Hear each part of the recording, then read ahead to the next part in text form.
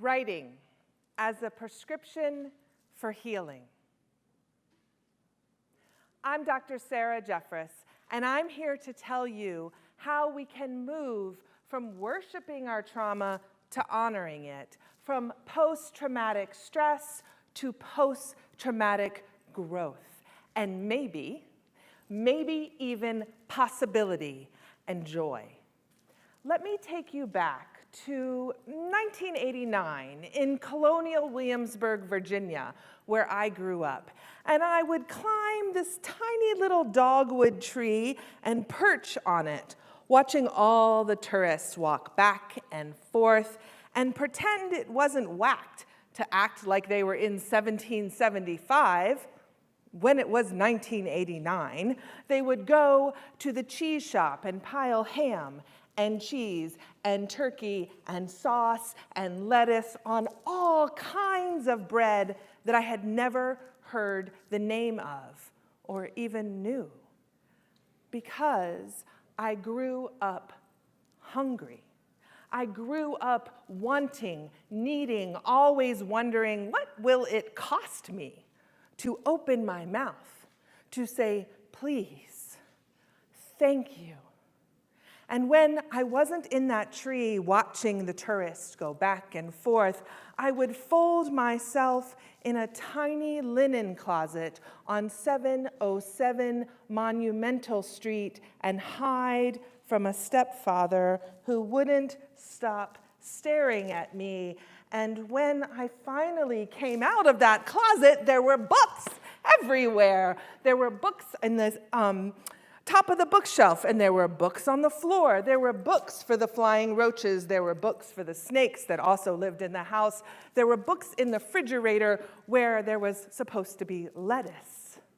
I grew up with a half-blind mama and a stepfather who wouldn't stop staring at me. But I had Du Bois and Dickinson by the time I was 10.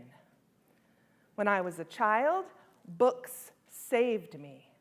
When I was a grown-ass woman, writing saved me. Writing is a prescription for healing. We cannot heal from what we don't speak, but we cannot heal from what we don't write. Now, some of us may not want to speak. Some of us may feel afraid of speaking. Some of us may feel shy about opening our mouths.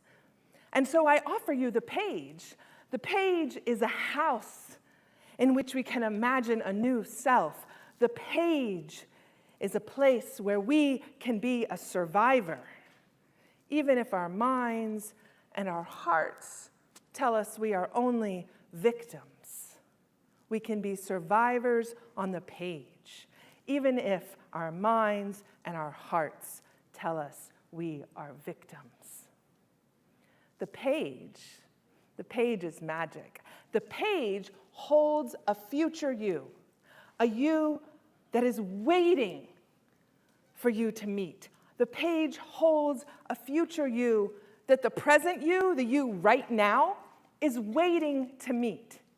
And that's the page that you can find when you embrace writing and when you let go of worshiping your trauma, carrying it with you in the car, buckling it up, bringing it to work, acting like it's not there, and begin to honor the trauma and understand that you can stand in your agency and power, that you do not have to pretend you did not have trauma, but you do not make it the lens in which you walk through every day in the world.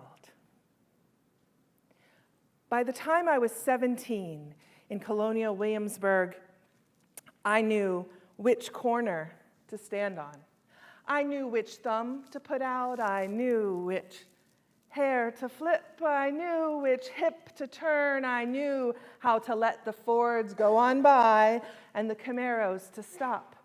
I knew which wig to put on to pretend I was a tourist in a town where everyone was in drag, and I knew, most of all, how to watch the tourists and find the one I could kiss long and hard for cash, because my mama's paycheck at the gas station never lasted the month, and I grew up hungry.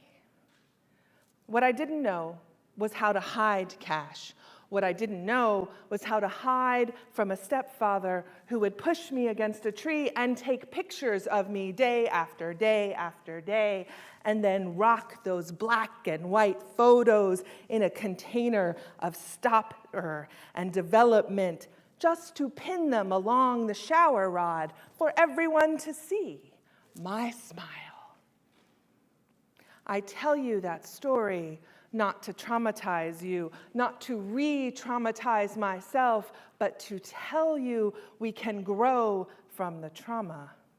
We can grow from the trauma if we stop worshiping it and we begin to honor it. I tell you those stories because I am no longer interested in carrying them around the sun one more time this year. Writing is a prescription for healing. And your writing self knows more about you than you do. And you can find your writing self by meeting her in the morning or meeting him in the morning in reflective journal writing practices.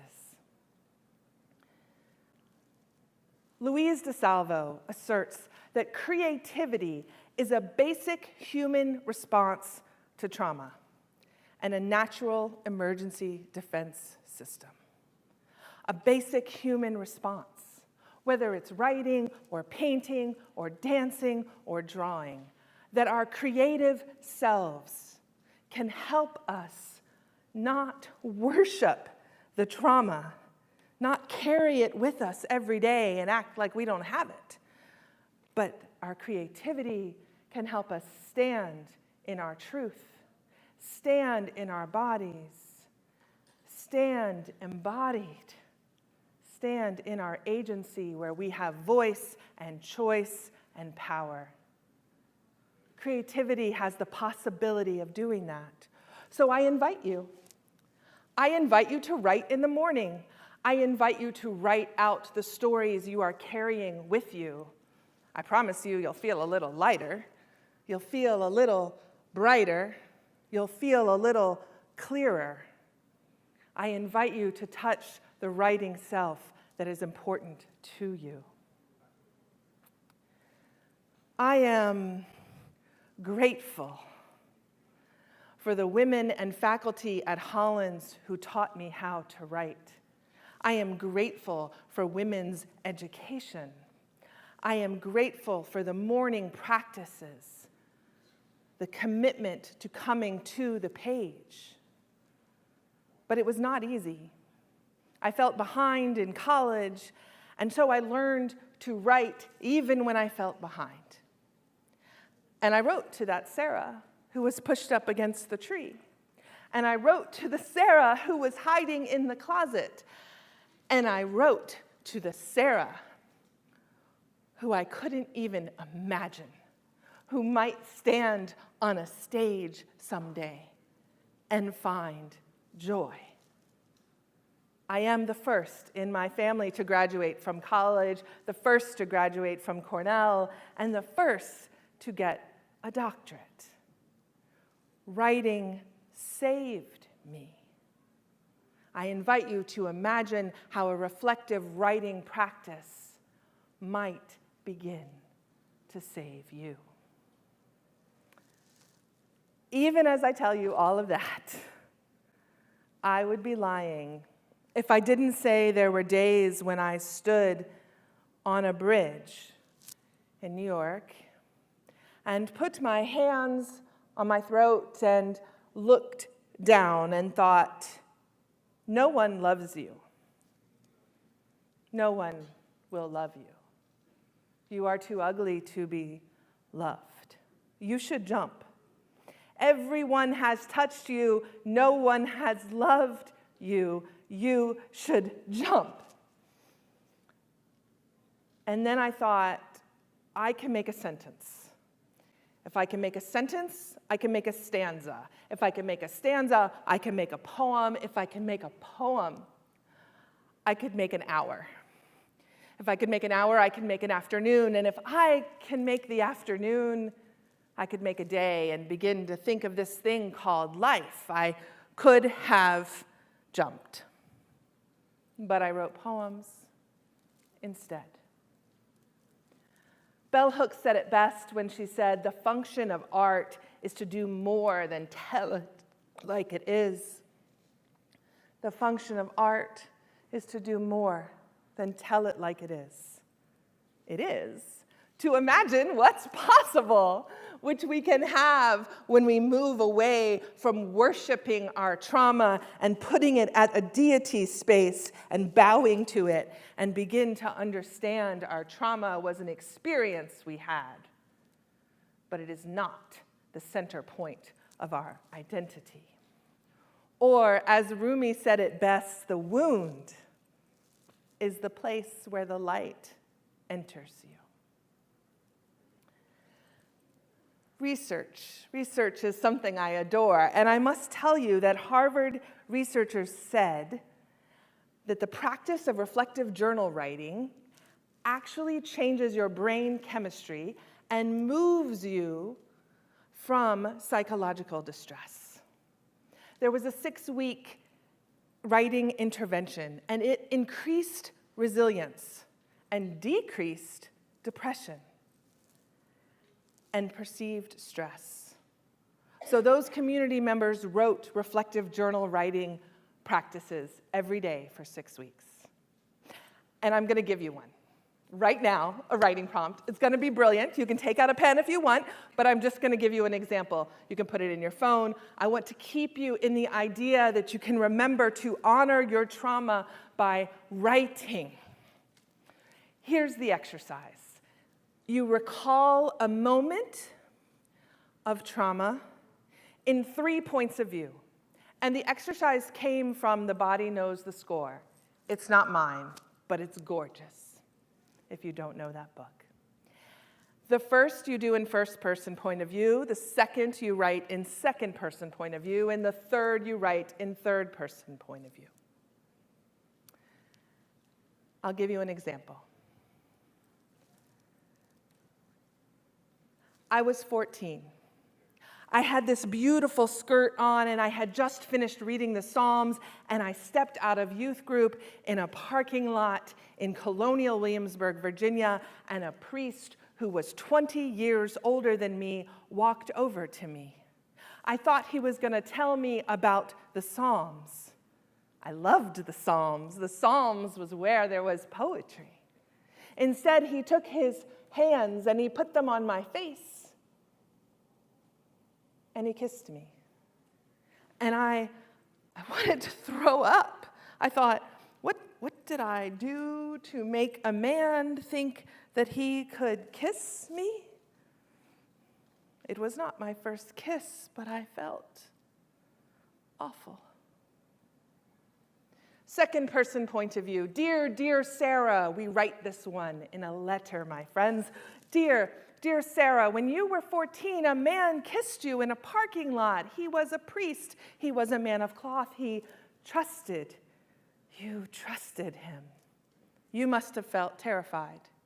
You must have felt so afraid. I am so sorry. And the third? The third is the objective point of view.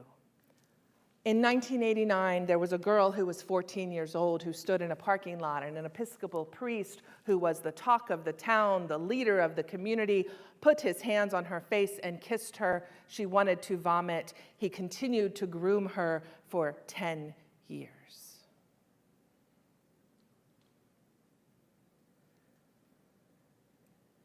First person, second person, third person point of view, from worshiping to honoring. How might emotional writing be healthier for the brain and our bodies and our families and our communities and the nation and the world? How might emotional writing be healthier for our brains? What if we had honor circles. Honor circles for sexual assault survivors to practice reflective journal writing. What if they were funded and created and celebrated by institutions of power? Could hospitals or higher ed or religious communities or even the military offer a safe space, a safe writing space with a clinician on board to help move us from post-traumatic stress to post-traumatic growth, to help move us from worshiping our trauma and carrying it with us and honoring it and standing in our power? What if we could write ourselves back together again?